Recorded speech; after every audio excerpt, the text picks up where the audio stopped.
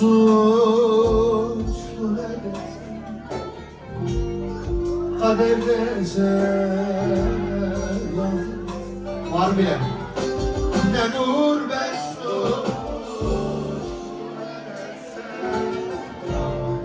kaderde yazık hele zaman sen şöyle dur.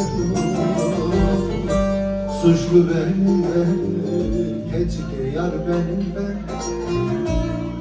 Suçlu benim ben, yar benim ben. Haydi be! Sevdaya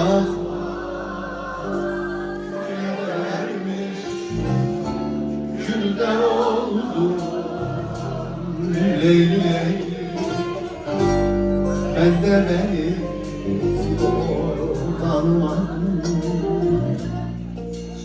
Şu Erzincanlıların bizlere dikleri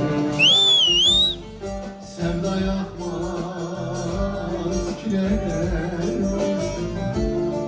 Külde oldum Leyli Leyli. Ben de beni tanımadım. Şu gurbet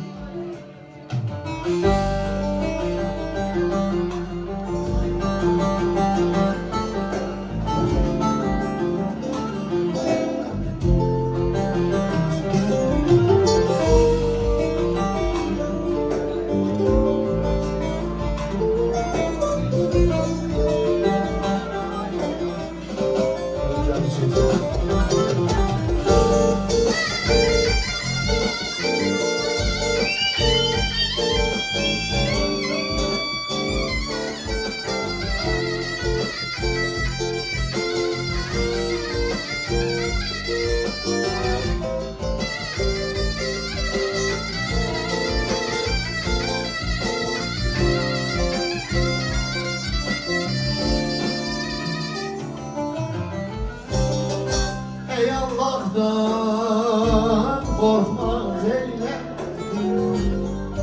Metiniyim derdim her dem.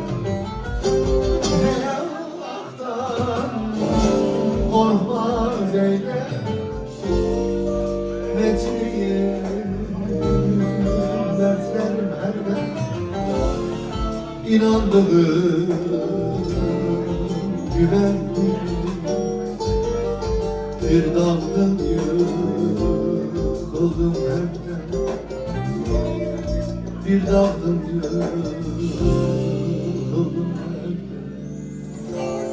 Şana çok az koydum, çok az. Ayrılmadım. Sevdaya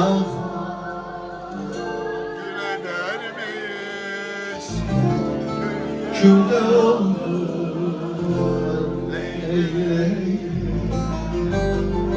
Ben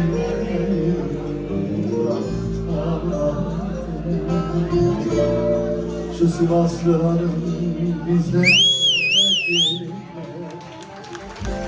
sevdalar yakmaz malamat eder. Külde oldum Leyli. Ben de beni tanımadım.